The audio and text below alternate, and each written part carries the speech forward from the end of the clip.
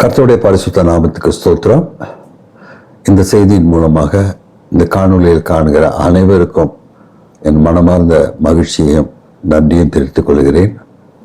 நீங்கள் இதை கான்ட்ரவர்சியாக பார்க்காம சொல்லுகிற வசனத்தை வைத்து நான் உங்களிடத்தில் பேசுகிறத நீங்கள் தியானிக்க. இதுதான் என்னுடைய தாழ்மையான வேண்டுகோள்.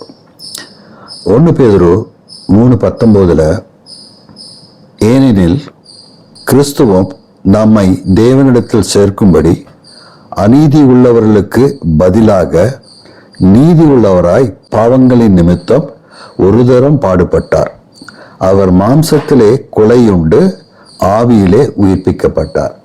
இது 1 பேதுரு 3:18-19 வசனங்கள். இதை தியானிக்க உங்களை கேட்டுக்கொள்கிறேன். அவர் ஒரு தரம் பாடுபட்டார், அவர் மாம்சத்திலே கொலையுண்டு ஆவியிலே உயிர்க்கப்பட்டார்.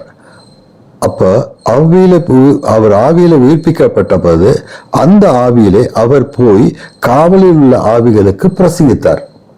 இது வசனம். அப்ப நிறைய பேர் கேட்பாங்க, இயேசு மரித்துட்டாரே. இயேசு எந்த காலத்திலையும் அவர் மரிக்கல. மாம்சத்தை விட்டு அந்த அவர் ஸ்பிரிட்டு விலகிதான் போனதை ஒழிய, அவர் அந்த மாம்சத்தை விட்டு வெளியே போனாதான் அந்த மாம்சத்தை நாம் அடக்கம் செய்ய முடியும் இல்லையா? உயிரோடு இருக்கிறவங்களை அடக்கம் செய்ய முடியாது இல்லையா? அதனால அவர் உடனே எங்க போனாரு? அது ஆவியில எங்க போனாரு? பாதாளத்துல அவர் காவலில் உள்ள ஆவிகளுக்கு போய் பிரசங்கம் செய்தார். யோவான்ல 10:17 10ஆம் அதிகாரம் 17வது வசனம் 18வது வசனத்துல தெளிவா சொல்லியிருக்கார். நான் என் ஜீவனை மறுபடியும் அடைந்து கொள்ளும்படி அதை கொடுக்கிறபடியினால் பிதா என்னில் அன்பாய் இருக்கிறார். ஒருவன் அதை என்னிடத்திலிருந்து எடுத்துக்கொள்ள மாட்டான். அப்ப யாரும் அவரை கொலை செய்ய முடியாது. ஆனா இடம் கொடுத்தார். எதுக்கு இடம் கொடுத்தார்? அதை நான் கொடுத்தேன், அதை கொடுக்கவும் எனக்கு அதிகாரம் உண்டு, நான் மறுபடியும் எடுத்துக்கொள்ளவும் எனக்கு அதிகாரம் உண்டு. இந்த கட்டளையை நான் பிதாவின் இடத்தில் பெற்றுக்கொண்டேன். அப்ப அவர் அந்த ஆவியை கொடுத்தது இந்த சரீரத்தை விட்டு விலகிறதுக்காக தான். ஏன்னா கடவுள் மறிக்க முடியாது. என்னுடைய வாதம் அதுதான். கடவுள் மறிக்கவே முடியாது. Is a spirit. ஸோ அவர் மாம்சத்திலிருந்து வெளிப்பட்டதுனால அவர் ஆவியிலே உடனே அவர் போய் அந்த கல்லையில கல்லு எடுத்து வச்சாங்க. எடுத்து வச்ச பிற்பாடு அவர் அந்த கல்லறைக்குள்ள இருந்தாரா இல்லையான்னு யாருக்கு தெரியும்? சரீரம் தான் இருந்தது. பட் அவருடைய ஆவி பாதாளத்துக்கு போச்சு. இது பாதாளத்துக்கு போனது நோவின் காலத்துல மரித்தவர்களை குறித்து அவர் பிரசங்கித்தார்னு ஒரு வேதத்துல சொல்லப்பட்டிருக்கிறது இல்லையா? இப்ப இயேசு அவர் உயிரோடு இருக்கிற நாளில அவர் பிரசங்கித்த பிரசங்கம் யோவான் 11:26 25-26 இயேசு அவனை நோக்கி, நானே உயிர்த்தெழுதலும் ஜீவனமாயிருக்கிறேன், என்னை விசுவசிக்கிறேன் மரித்தாலும் பிழைப்பான். இப்ப அதே ஸ்டாண்டர்டு உங்களுக்கு எனக்கும் அவர் கொடுத்திருக்கிறாரு. நான் மரித்தாலும் நான் பிழைப்பேன், உயிரோடு இருந்து என்னை விசுவசிக்கிறேன் எவரனோ என்றென்றைக்கு மறியாமல் இருப்பான், இதை விசுவசிக்கிறாயா என்று அந்த மார்த்தாள் எடுத்து கேட்டாரு. அவங்க புரிஞ்சுக்கிட்டாங்களோ இல்லையோ, நான் புரிஞ்சுக்கிட்டேன். நான் உயிரோடு இருக்கும் நாள் வரைக்கும் இயேசுவை நான் ஏற்றுக்கொண்ட சொந்த ரட்சகரை ஏற்றுக்கொண்டால் எனக்கு மரணம் கிடையாது. அதாவது இந்த மரணம் என்பது முதல் மரணம் எல்லாருக்கும் நடக்க வேண்டிய ஒரு காரியம். இரண்டாவது மரணம் அதுதான் எனக்கு கிடையாது. நான் மரித்தாலும் பிழைப்பேன். என்ன மரித்தாலும் முதல் மரணத்துல என் ஆவி இந்த சரீரத்தை விட்டு விலகும். அதுதான் உண்மை. அதனால இயேசு சிலுவையில் அடையும்பொழுது என்ன நடந்தது? இயேசு மறுபடியும் மகா சத்தமாய் கூப்பிட்டு ஆவியை விட்டார். அப்பொழுது தேவாலயத்தின் திரைச்சீலை மேல் தொடங்கி கீழ் வரைக்கும் 2ஆக கிழிந்தது. பூமி அதிர்ந்தது, கண்மலை பிளந்தது, கல்லறைகளும் திறந்தது. நித்திரை அடைந்திருந்த அநேக பரிசுத்தவான்களுடைய சரீரங்கள் எழுந்திருந்தது. அவர் உயிர்த்தெழுந்த பின்பு இவர்கள் கல்லறைகளை விட்டு புறப்பட்டு பரிசுத்த நகரத்தில் பிரவேசிக்க அநேகருக்கு காணப்பட்டார்கள். இதனுடைய அர்த்தம் என்ன? இயேசு மரித்த பிற்பாடு இந்த பாதாளத்துக்கு போனாரு. இந்த பாதாளத்துல பழைய காலத்து புனிதர்களை எல்லாம் அவர் உயிரோடு எழுப்பினார். அதான் கல்லறை திறந்தது. நித்திரை அடைந்திருந்தவர் மரித்தவர்கள் போல நித்திரை அடைந்தவர்கள். அநேக பரிசுத்தவான்களுடைய சரீரங்களும் எழுந்தது.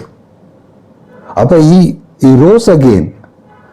When he rose again, அவர் உயிர்த்தெழுந்த பிற்பாடு இந்த பரிசுத்தவான்களும் உயிர்த்தெழுந்தார். அது சாட்சியாக அவங்க பரிசுத்த நகரத்தில் பிரவேசத்துக்கு அநேகருக்கு காமிச்சாங்க.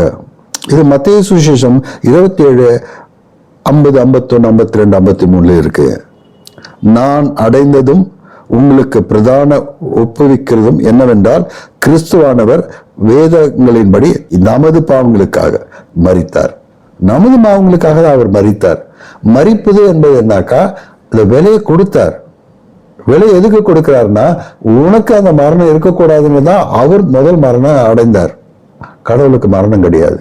ஆனா மாம்சத்தில் வெளிப்பட்டவருக்கு அந்த மரணம் இருந்தாதான் அவர் அந்த ஆவிக்குள்ள அவர் நிலையிட முடியும். 1 கொரிந்தியர் 15:4 என்ன சொல்லியிருக்கார்? அடக்கம் பண்ணப்பட்டு வேத வாக்கியங்களின்படி 3ஆம் நாளில் உயிர்த்தெழுந்தார். அதுக்கு முன்னாடி அவர் பாதாளத்துக்கு போனார், சிறைப்பட்டவர்களை விடுதலை ஆக்கினார், பின்பு 3ஆம் நாளில் உயிர்த்தெழுந்தார். இந்த 3 days இந்த கிரேவ்யார்ட் அவர் அங்க இல்ல, இதுதான் செஞ்சிட்டு இருந்தார். நம்ம என்ன நினைக்கிறோம்? அவர் மரித்தார். எஸ், மரித்தார், மாம்சத்துல மரித்தார். அவர் ஜீவனோடு தான் இருக்கார். அதனால அவர் மரிச்சிட்டார்னாக்கா எல்லா மனுஷனை போல இல்ல. அதாவது கல்லறையில வைத்த பிற்பாடு அந்த சரீரம் டிகேட் ஆகும், எல்லாமே புழு பூச்சி சாப்பிட்டு போயிடும். அது செய்யல. his body was kept in the grave. அந்த கல்லறையில் உள்ள வைக்கப்பட்டது. பட் அவர் உயிரோடு எழுந்து போய் மரித்தவர்களிடத்துல பாதாளத்துல அவர் போனார், சிறைப்பட்டவர்களை விடுதலை ஆக்கின பின்பு 3ஆம் நாள், அதுக்கு அப்புறம் தான் 3ஆம் நாள் இங்க உயிர்த்தெழுந்தார். யார் உயிர்த்தெழுந்தல பார்த்தா? யாருமே பார்க்கல. ஆனா 3ஆம் நாள் கல்லறைக்கு தேடி வந்த மார்த்தாள் மத்தவங்க எல்லாம் தேடின பொழுது மார்த்தாளுக்கு வெளிப்பட்டார். மார்த்தாள் என்ன பண்ணாங்க? அவர் தோட்டக்காரன் என்று எண்ணி அவர்கிட்ட பேசினாங்க. அவங்க கண்கள் மறைக்கப்பட்டு இருந்தது. உண்மையிலே நம்ம கூட அந்த இடத்துல இருந்திருப்போமே, ஆனால் அவர் இயேசு கிறிஸ்து தானான அடையாளம் காண்பது மிக கடினமாயிருந்தது.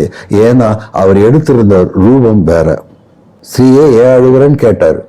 அதுக்கப்புறம் தான் சொன்னார், என் ஆண்டவரை புதைத்த இடத்துல அவர் இல்லை, அவரை யாரோ எடுத்துக்கிட்டு போயிட்டாங்க. அப்பதான் மார்த்தாளின்னு சொல்லும் பொழுது, ரபுனி போதகரே, அப்பதான் அவங்க கண் திறக்கப்படுகிறது. அதே மாதிரி எம்மாவூருக்கு போகும்போது 2 சீடர்கள் கூட அவர் நடந்து போனார். அவங்க பேசினாங்க த்ரூஅவுட் த ஜேர்னி. பட் அவங்களுக்கு இவர் தான் இயேசுன்னு அவங்களுக்கு எப்படி தெரியல? இன்னைக்கு வேணா படத்துல அவரு ஹெட் வுட் போட்டுட்டு முகத்தை மூடிட்டு போனார்ன்ற மாதிரி காமிக்கலாம். But it was ordinary walking. அவங்க கண் திறக்கல. அங்கே போய் அந்த சத்திரத்துல அப்பத்தை பிட்ட பொழுதுதான் அவங்க கண் திறக்கப்பட்டது. அவர் உயிர் தெழுந்தார் என்பதை உணர்ந்தாங்க. ஏன் இயேசு உயிர் தெழுந்த பிற்பாடு 40 நாட்கள் இந்த பூமியில உலாவிக்கிட்டு ஒவ்வொருத்தையா சந்திச்சுட்டு வந்தாரு. ஒரே நேரத்துல 500 பேரை சந்திச்சார். இவெல்லாம் எப்படி முடியும்? எதுக்காக செஞ்சார்னாக்கா, தன்னுடைய சீடர்களே அவர் உயிர் தெழுந்ததுல நம்புறதுல கொஞ்சம் சங்கடப்பட்டாங்க. அதான் உண்மை. கன்ஃபார்மா பண்ணாரு. தோமா கூட சொன்னாரு. என்ன சொன்னாரு? நான் அவர் காயத்துல விரலை விட்டு பார்த்தாதான். விழாவில் அவர் பேசினத அவர் எப்படி ஏசப்பாவுக்கு தெரியும்? ஏனால் அவர் தேவனாய் இருக்கிறார், மனுஷகுமாரனாய் இருந்தார். யார் என்ன பேசினாலும் அவருக்கு தெரியும். பிதாவுக்கு தெரிகிறது போல, ஆவியானவருக்கு தெரிகிறது போல. அதனாலதான் 2ஆம் முறை அவர் வரும்பொழுது தோமாவை பார்த்து சொன்னார், தோமாவே இதோ என் மேலா தொட்டு பாரு. ஏன் அவர் தொடாம ஆண்டவரே அவர் பாதத்துல விழுந்து வணங்கினார்? பிகாஸ் பார்த்தவர் யாருன்றது தோமாவுக்கு அப்பதான் தெரிஞ்சது, உணர்ந்தார், ஆவியில உணர்ந்தார். தொட்டு பார்க்கணும்னு நெசசிட்டி இல்லை.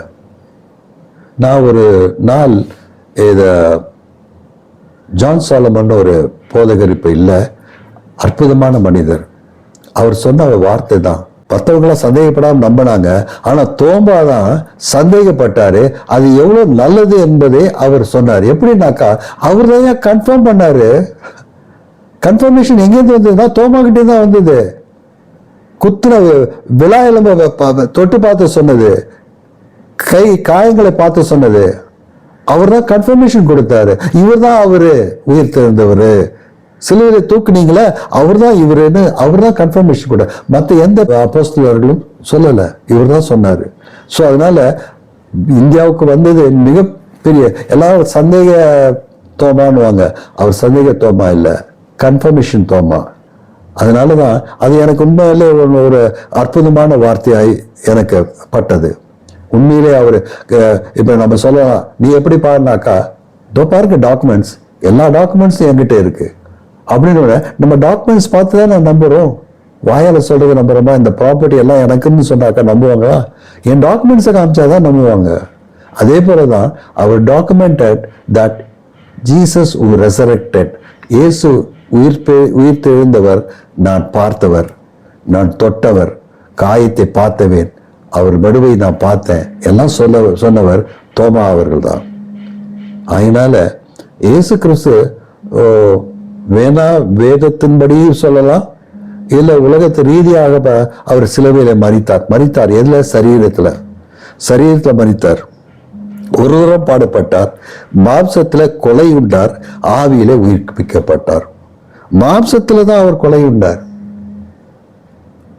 ஏன்னா he has to leave this world. அவர் இந்த உலகத்தை விட்டு போகணும். பிதாவினிடத்தில் எத்தனையோ தடவை தன்னுடைய சீடர்கிட்ட சொல்லுவாரு, நான் போறது நல்லது, நான் போனேனாக்கா உங்களுக்கு என்னத்த செய்வேன்? பரிசுத்த ஆவியானவர் உங்களுக்கு தருவேன், பரிசுத்த ஆவியானவர் உங்களுக்குள் வந்து வாசம் செய்வார். இந்த உலகம் அவரை அறியாது, ஆனா நீங்க அறிவீங்க. ஏன்னா எனக்குள்ள இருப்பது யார் என்றது எனக்கு நல்லாவே தெரியும். எனக்குள்ள இருக்கிறது எசப்பா, எனக்குள்ள இருக்கிறது பரிசுத்த ஆவியானவர், என்னை வழி நடத்துகிறவர். அவர் மரித்தாலும் சதாகாலங்களும் உயிரோடு இருக்கிற தேவன். வேதத்தின்படி உலக ரீதியின்படி அவர் மரித்திருக்கலாம், ஆனால் அவர் உயிர் தெழுந்த தேவன். இன்றும் உன்னோடும் என்னோடும் நம் அனைவரோடும் பேசுகிற தேவன். அவர் கல்லோ மண்ணோ அல்ல, பேசுகிற தேவன். அந்த பேசுகிற தேவன் நம்மளோடு இருக்கிறார். அதனாலதான் டைடுனாக்கா அந்த வசனம் தான், என்னை விசுவசிக்கிறவன் மரித்தாலும் பிழைப்பான் என்ற வார்த்தையின் அர்த்தம் உனக்கு எனக்கு சொல்லியிருக்கிற பிரகாரம் அவரையே அவர் கொடுக்கறதுக்கும் அதிகாரம் இருக்கு, என் ஆவியை எடுத்துக்கிறதுக்கும் எனக்கு அதிகாரம் இருக்கு. அது பிதாவினிடத்திலிருந்து அவர் பெற்றுக்கொண்டு தான் இந்த பூமிக்கு வந்தார், அதை கொடுத்தார், கல்வாரி சிலுவையில கொடுத்தார். இந்த டைம் ஸ்பேன், அந்த அரிமத்தை ஜோசப் எடுத்து அதை கல்லறையில சுத்தி வைக்கிற வரைக்கும் அந்த சரீரத்தை தான் அவங்க பார்த்தாங்க. ஆனா அவர் தன் வேலையை தொடர்ந்து நடத்த ஆரம்பிச்சிட்டாரு. பாதாளத்துக்கு போனாரு, சிறைப்பட்டவர்களை மீட்டாரு, பிசாசின் கையில் இருந்த சாவு கோல தன்னிடத்துல மரணம் இப்ப உங்ககிட்ட இல்லை, அவர்கிட்ட இல்லை, அவர்கிட்ட இருக்கு. நீ மரித்தாலும் பிழைக்கிறதுக்கு அவர்கிட்ட இருக்கு. இயேசுவின் நாமத்திலே இதை நீங்கள் மீண்டும் உணரும்படி நீங்க நல்லா திருப்பி நீ வேதத்தை வாசிச்சு பாருங்க. நான் வேத வசனத்தை தான் உங்ககிட்ட சொல்றேன். He died, he was murdered because of your sins and my sins. உன் பாவத்துக்காகவும் என் பாவத்துக்காகவும் அவர் கொலை உண்டார், பாடுபட்டார், ஆவியிலே உயிர்ப்பிக்கப்பட்டார். இப்போ நாம ஜெபிக்கலாமா? ஆண்டவரே, இந்த நாளிலும் இந்த செய்தியை கேட்கிற ஒவ்வொரு சகோதரரும் இதை உணர்ந்து, ஜீவனுள்ள தேவன் என்னோடு இருக்கிறார் என்பதை உணர்ந்து அவர்களை வழி நடத்தும்படி நான் ஜெபிக்கிறேன். அந்த வசனத்தை எல்லாம் அவர்களுக்கு கிரியை செய்யட்டும். இயேசுவின் நாமத்தில் நான் ஜெபிக்கிறேன் நல்ல பிதாவே, ஆமென்.